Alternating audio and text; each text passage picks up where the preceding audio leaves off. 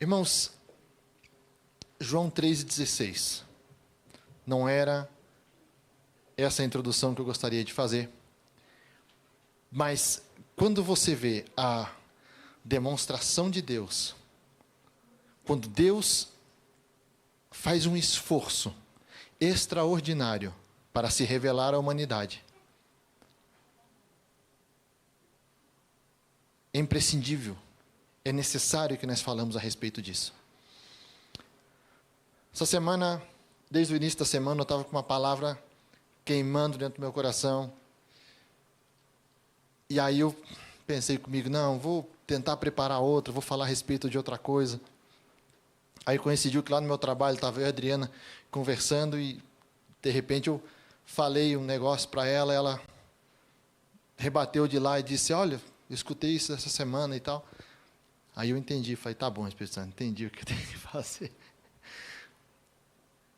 Eu gostaria de começar a pregação hoje perguntando para você algo. E gostaria que você fosse bastante sincero na resposta que você vai dar para você mesmo. Gostaria de te perguntar, o que é importante para você? Hoje, o que você tem de mais importante na tua vida, que se você perdesse, acabaria contigo? Faça essa reflexão. Pode ser várias coisas. Para muitas pessoas, seu esposo ou a sua esposa é tudo. Tem gente que os seus filhos são tudo para eles. Gente, os meus filhos são tudo para mim. Se acontece, todos nós que somos pais sabemos disso, se acontece alguma coisa com eles, a gente fica abalado, verdade?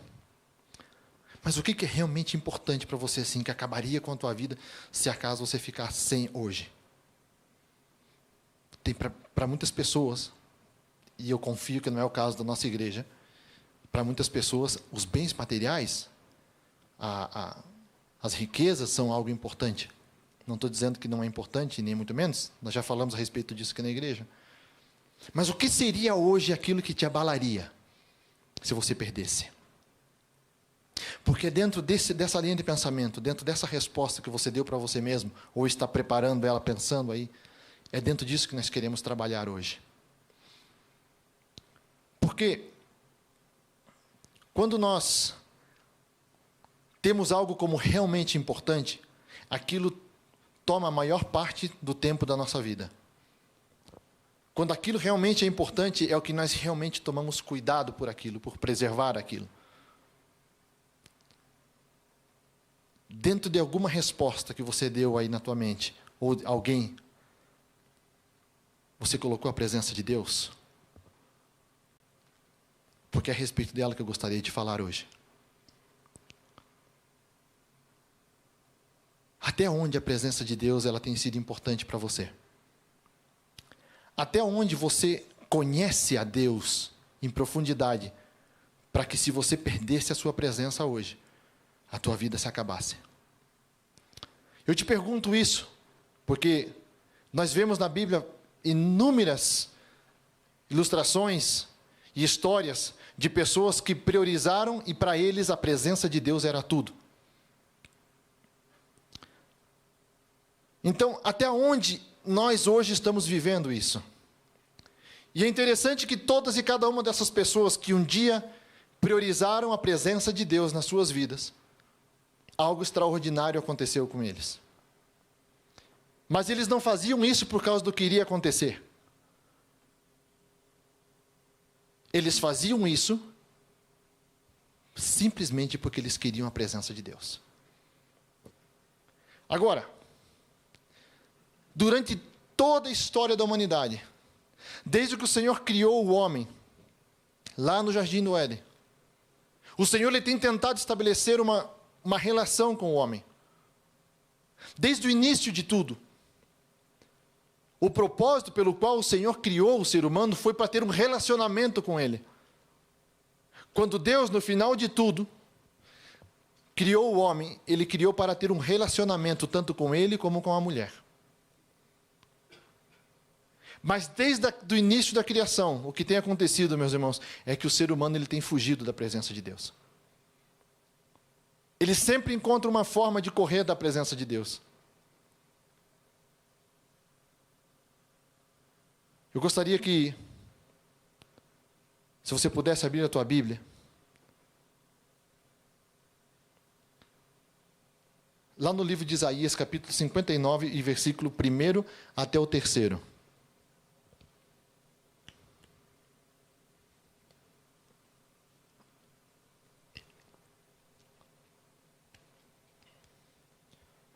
Agora não tem uma vez que eu não falo a respeito do versículo que eu não lembro da minha filha. Isaías capítulo 59, versículo 1 ao 3 diz assim: Eis que a mão do Senhor não está encolhida para que não possa salvar, nem surdo o seu ouvido para não poder ouvir. Mas as vossas iniquidades fazem separação entre vós e o vosso Deus, e os vossos pecados encobrem o seu rosto de vós, para que não vos ouça. Pai, toque em nossos corações hoje, Senhor.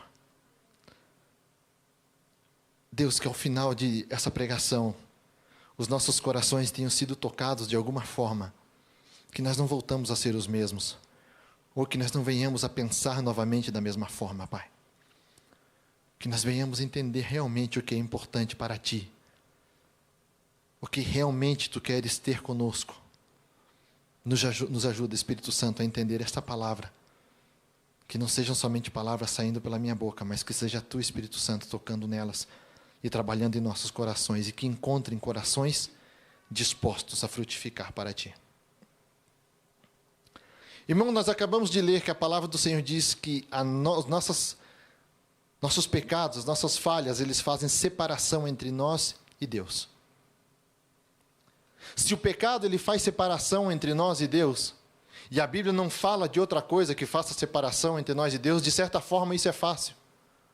Seria fácil de solucionar. Mas sabe o que acontece? Não é a primeira vez que eu falo isso aqui. Pecar é bom. Pecar é gostoso. Pecar é igual aquele lanche que você come, super elaborado, que não traz nada de benefício para a tua vida.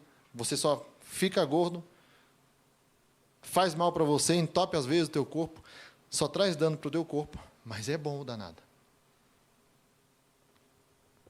O pecado, se ele não fosse bom, ninguém pecava. Já tem um hino lá das antigas que eles cantavam isso. Mas é a única coisa que nos separa entre Deus. Desde o início, quando o Senhor começou a ter aquela relação com Adão, as prioridades de Adão estavam focadas no lugar errado. Porque se ele realmente valorizasse aquilo que ele tem, sabe aquele ditado? Você nunca sabe o que você realmente tem até que você perde? Foi o que aconteceu com Adão. Se ele realmente valorizasse aquela relação que ele tinha, que o Senhor Deus aparecia para ele todo final de tarde. Você tenta imaginar isso? A presença do Deus Todo-Poderoso, finalzinho da tarde, um encontro marcado. Deu a hora, ele está vindo. E vinha Deus para conversar com Adão. Diz a palavra que ele conversava com Adão. Mas o que aconteceu com Adão que ele deixou de ouvir a voz de Deus e preferiu escolher algo? Algo que o Senhor tinha literalmente falado para ele: disso você não toca. À medida que eu vou falando, eu quero que você vá fazendo uma comparação com a tua vida. Desde o início, o que Deus está querendo é uma relação com o seu povo. Desde o início, o que o Senhor está querendo ter, Ele quer se revelar ao ser humano. E sabe o que tem acontecido? O que nós temos feito, não estou falando somente, quando eu digo nós, a humanidade em geral. O que nós temos feito, nós estamos cada dia rejeitando a Deus, colocando coisas na frente dEle, que nos separam dEle, não somente pecados, nós estamos agora colocando ocupações entre Ele e nós. E se não fosse isso suficiente, nós estamos pensando que nós estamos seguindo a Ele e que nós estamos tendo uma relação com Ele.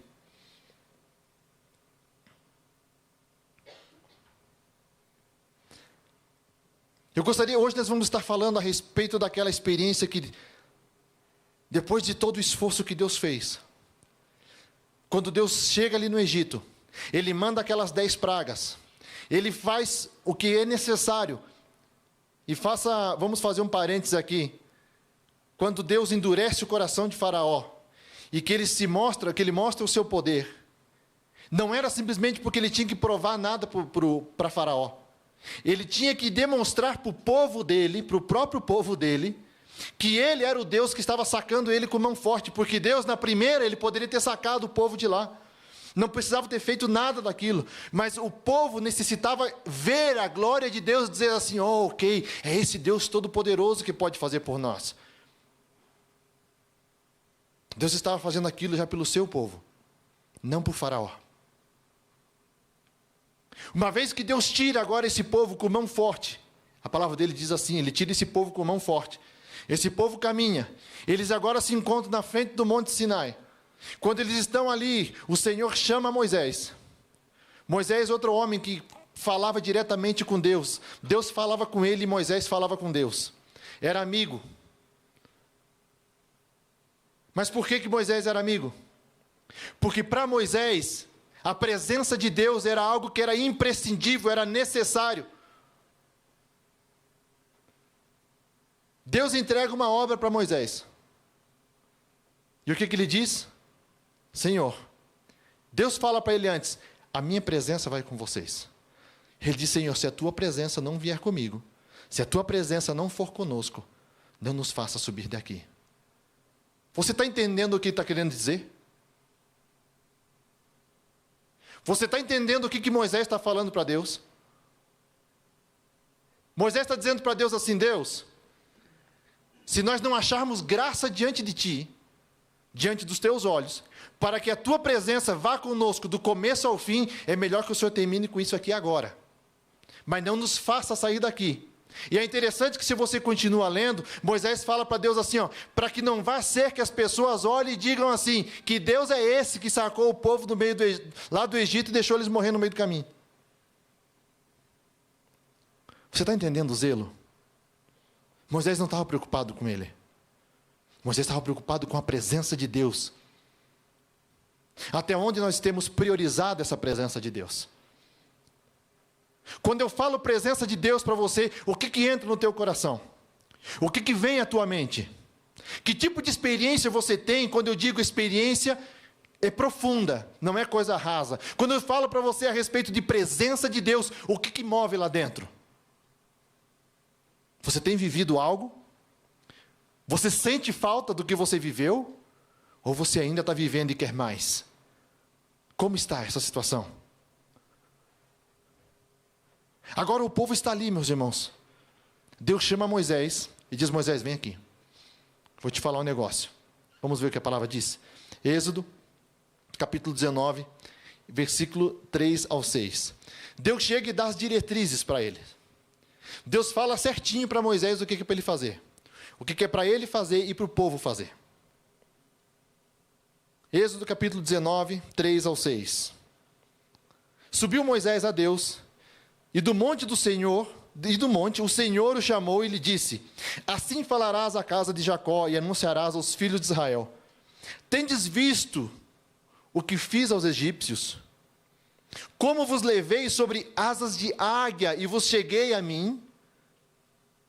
Agora, pois, se diligentemente ouvirdes a minha voz e guardardes a minha aliança, então sereis minha propriedade peculiar dentre todos os povos, porque toda a terra é minha. Vós me serei reino de sacerdotes e nação santa. São estas as palavras que falarás aos filhos de Israel. Irmão, vamos tentar entender o que Deus está falando aqui para o povo. Deus saca esse povo de lá, como Ele próprio diz, com mão forte. Sobre asas de águia eu trouxe vocês até aqui. E agora Ele diz assim, se vocês realmente guardarem a minha palavra, vocês vão ser uma nação exaltada entre todas as nações. Vocês vão ser nação santa. Propriedade peculiar. Propriedade especial minha. Não é tremendo você escutar isso? Eu sempre, quando eu leio esse tipo de passagem, que Deus falava dessa forma, lá no Antigo Testamento, eu fico imaginando assim, qual seria a minha reação, qual seria a nossa reação, se Deus falasse dessa forma, se Deus dissesse as mesmas palavras para mim. E se eu te falar que Ele tem falado isso? E se eu te falar que nós estamos, muitas vezes, fazendo da mesma forma que o povo de Israel, lá no Antigo Testamento fazia? Porque a palavra do Senhor diz assim, que vocês são geração santa, sacerdócio real, povo escolhido de Deus, para anunciar as boas novas. O Senhor tem falado as mesmas coisas para nós.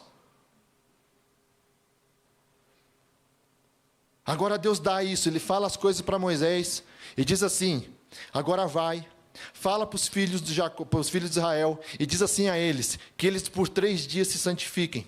Desce agora, vai lá, fala para eles se santificarem. Durante 3 dias, que não se cheguem à mulher, que durante 3 dias lavem as suas vestes, durante 3 dias que se santifiquem e se preparem, porque ao 3º dia, eu, o Senhor, eu vou descer no monte. Ao 3º dia eu vou descer no monte, a minha presença vai descer ali. Sabe o que Deus estava fazendo? Deus estava abrindo, fazendo um open doors lá, para que todo o povo pudesse ter acesso à mesma coisa que Moisés tinha. O mesmo tipo de relacionamento, era isso que Deus queria naquele momento. Aí quando Deus fala isso, Moisés vem e fala com o povo, uns versículos mais abaixo, Êxodo 19, 8, o povo, olha só, o povo respondeu a uma, ou seja, em uníssono, numa só.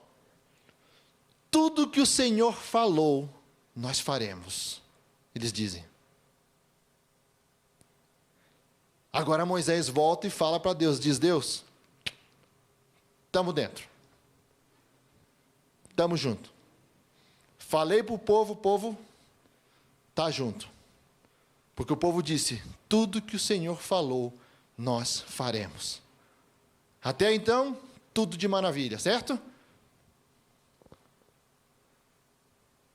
Se eu pergunto aqui, quantos de nós querem seguir a palavra de Deus? Creio que todos nós queremos seguir a palavra de Deus. Agora, se eu pergunto, quantos de nós estamos seguindo a palavra de Deus? Aí a coisa é diferente. Aí nós começamos a entrar em terrenos onde a teologia ela tem que ser examinada, temos que ver realmente o que diz a palavra, porque naquela época as coisas eram um pouco diferentes, hoje os tempos têm modificado e temos que ver tudo isso. Se usa o argumento de que Deus é amor, e uma infinidade de coisas. Mas Deus falou e o povo disse, estamos juntos. Um dia Deus te chamou. E um dia você aceitou a Ele. E naquele dia que você aceitou a Ele, o teu coração se encheu de alegria. Naquele dia, você assumiu, você fez uma aliança com Ele. Você assumiu o compromisso de que Ele seria o teu Senhor.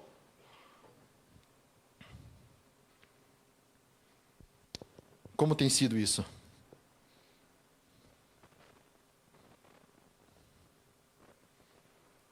Até onde o povo desejava essa presença de Deus? Essa é a minha pergunta. Se você tem lido o que tem acontecido nesse capítulo, até onde o povo realmente desejava a presença de Deus?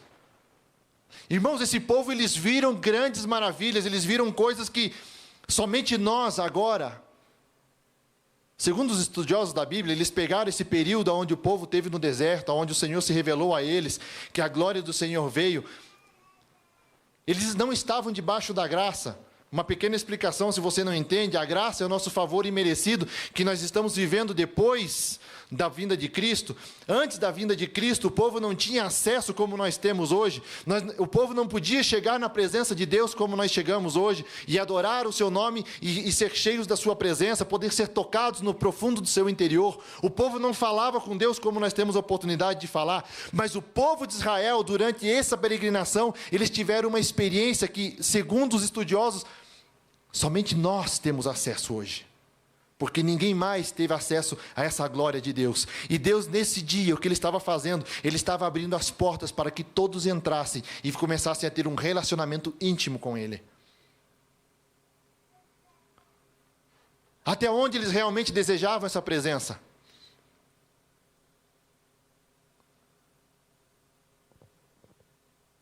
Porque o que acontece, meus irmãos? Se você continuar lendo, você vai ver que Deus chega e fala para Moisés. Deus chama Moisés. No terceiro dia, Moisés prepara tudo como Deus tinha falado. Terceiro dia, todo mundo preparado, saem fora do arraial, o povo vai lá para os pés do monte. Deus tinha estabelecido um perímetro ao redor do monte, dizendo para que ninguém chegasse até o monte enquanto não fosse, as trombetas não soassem. E atenção, que as trombetas, ninguém tocava trombetas. As trombetas eram por parte do Senhor, que era anunciando que a presença do Senhor estaria chegando. O Senhor fala tudo isso para Moisés. E Ele diz, enquanto as trombetas não tocarem, ninguém suba até o monte, para que não morra. Agora Moisés pega todo esse povo, saca fora do arraial, coloca eles na frente do monte. Está todo mundo ali ao pé do monte, olhando para aquilo, esperando. Mas Deus olha e diz, Moisés, vem cá um momento, preciso falar contigo. Algo que está errado não está certo aqui, vem cá. Moisés sobe. E Deus diz assim, Moisés, vai lá e diz para o povo não subir, para que a minha glória não consuma eles. E é mais,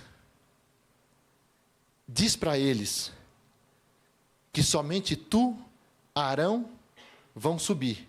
E se os sacerdotes quiserem vir, diga a eles que se santifiquem antes.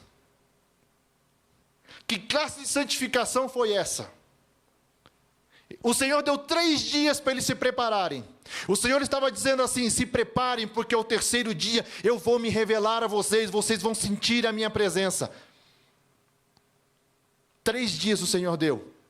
Que classe de preparação foi essa, que quando eles chegaram na presença de Deus, Deus não aceitou que eles entrassem, não porque eles estavam oferecendo algo impuro, mas porque o Senhor disse, se vocês chegarem na minha presença como vocês estão, a minha glória vai consumir vocês.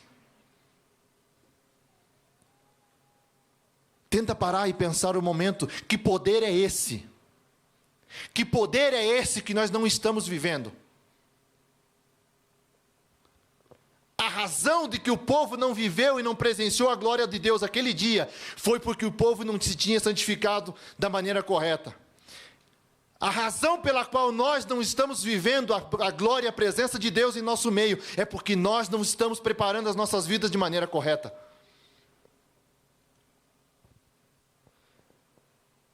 Sabe o que aconteceu? A palavra de Deus diz assim, que quando eles amanheceram no terceiro dia, era trovões, era relâmpagos naquele monte. E de repente o monte começa a sair fumaça. Diz a palavra do Senhor que sai fumaça do monte, porque a presença do Senhor desceu ali com fogo. O povo olhou aquilo. Agora Moisés volta e o povo diz, Moisés, vem cá, agora nós queremos falar contigo. Faz o seguinte, fala você com Deus. E daí fala para a gente. Porque não vai ser que o Senhor fale conosco que nós morramos.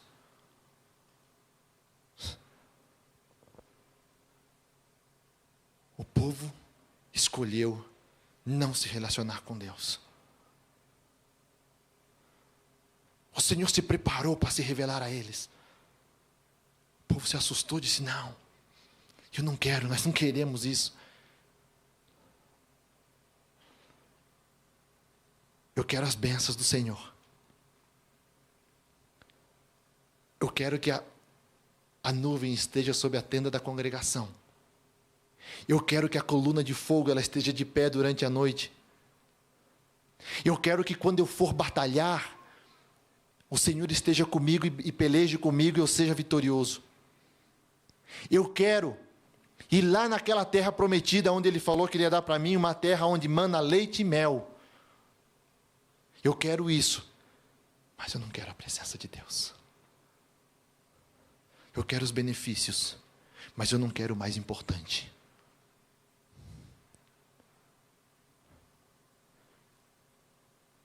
Dentro do que eu falei agora, algo entra no teu coração?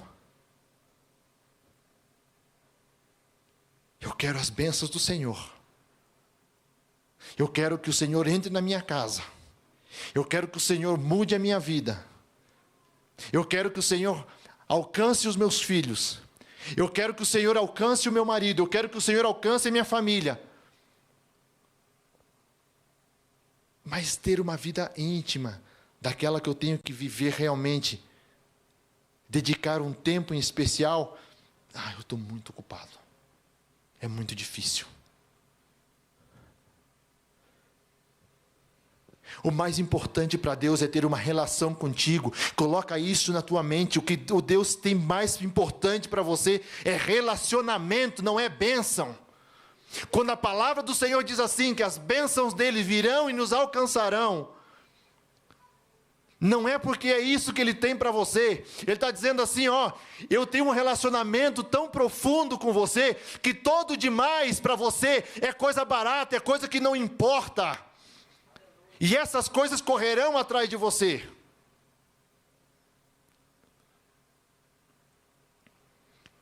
Quer libertação? Quer bênção? Quer cura?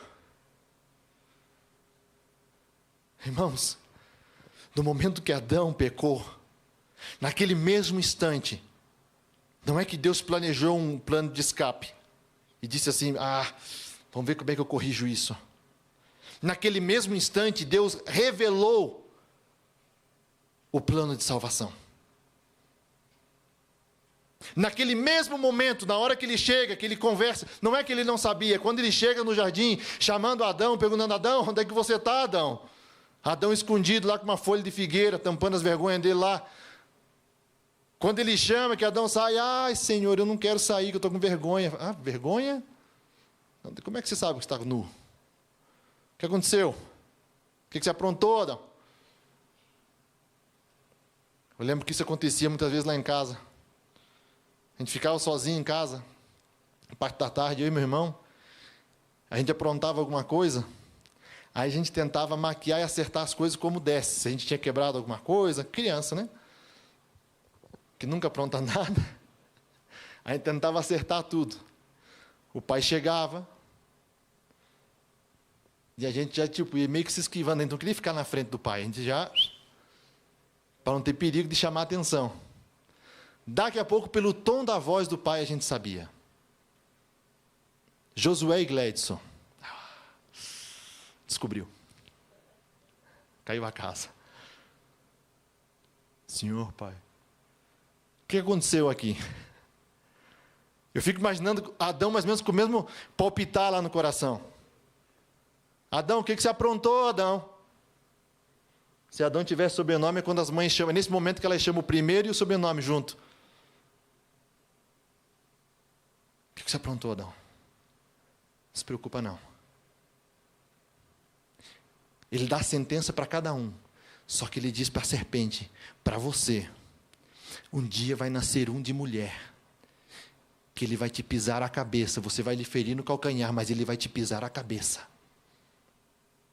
Você sabe por que Deus fez aquilo ali naquele momento? Porque Ele estava dizendo para toda a humanidade, para tudo aquilo que viria, Ele estava dizendo assim, eu vou consertar o que vocês estragaram, porque ainda que vocês estragaram, para mim é mais importante me relacionar com vocês. Ainda que vocês estragaram tudo, Mas eu, Deus, eu vou me revelar a vocês. Um dia, eu, a palavra, vou me fazer carne, vou vir a essa terra, eu vou morrer por vocês, eu vou consertar tudo, e vocês novamente terão acesso a mim, porque para mim é mais importante relacionar-me com vocês.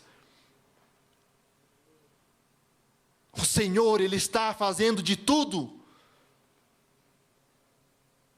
Relacionamento, presença de Deus. O que isso fala ao teu coração?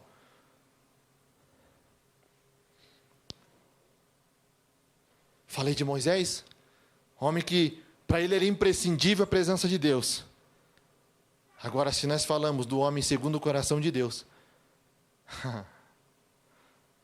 olha o que ele diz. Salmo 63, 1.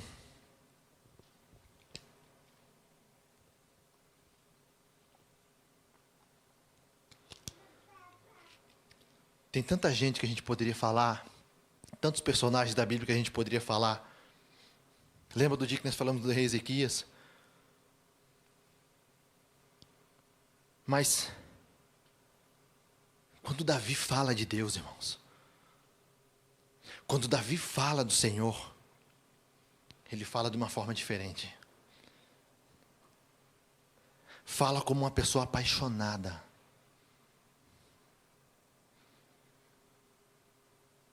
Davi diz assim, lá em 63, 1.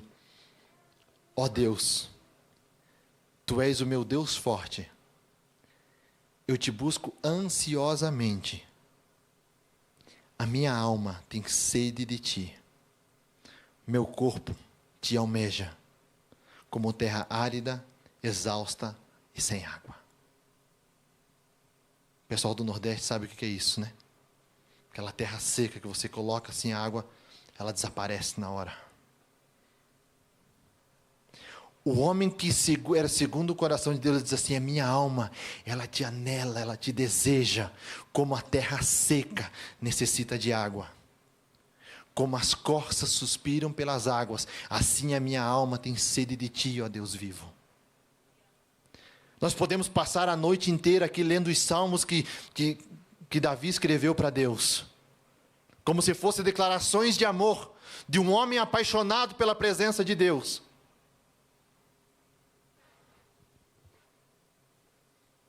O grupo pode vir aqui para a gente estar louvando e terminando esse culto. A minha alma, ela tem sede do Deus vivo, dizia o salmista.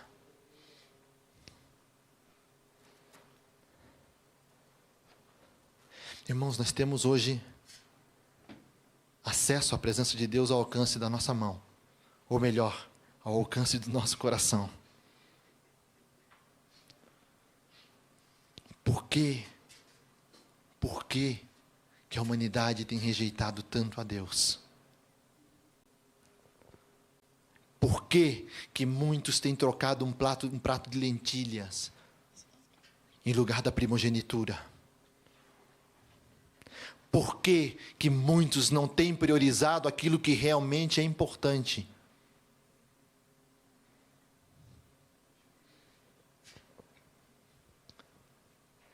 Quando você lê aqui o que nós lemos, como a palavra diz aqui no livro de Salmo, capítulo número 42, diz assim que a minha alma, ela tem sede de Ti, ó Deus.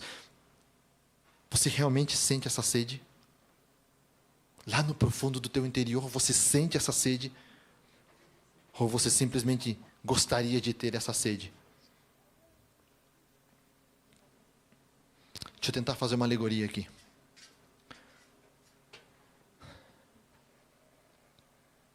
Todos aqui,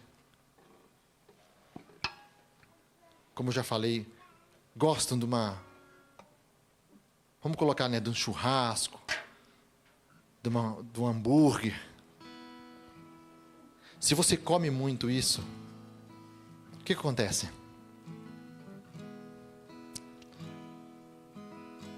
Não faz bem para o teu corpo. Mas você não sente fome. Sabe aquele dia que você está muito corrido e você não come bem? Você não sente fome. Você enche a barriga de porcaria, mas você não sente fome.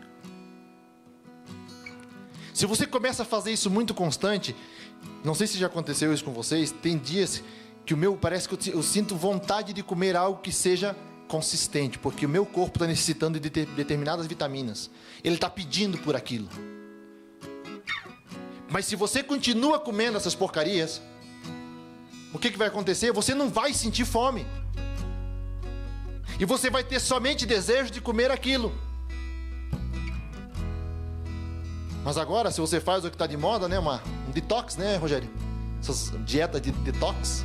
But if you start doing detox, faz essas dietas para limpar o corpo, não sei o quê, e começa a ter uma alimentação equilibrada. No começo é difícil, Rogério. Or if you're dieting just to cleanse your body, and it's kind of hard in the beginning.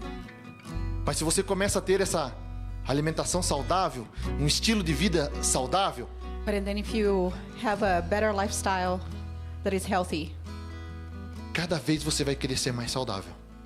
every day you want it to be healthier.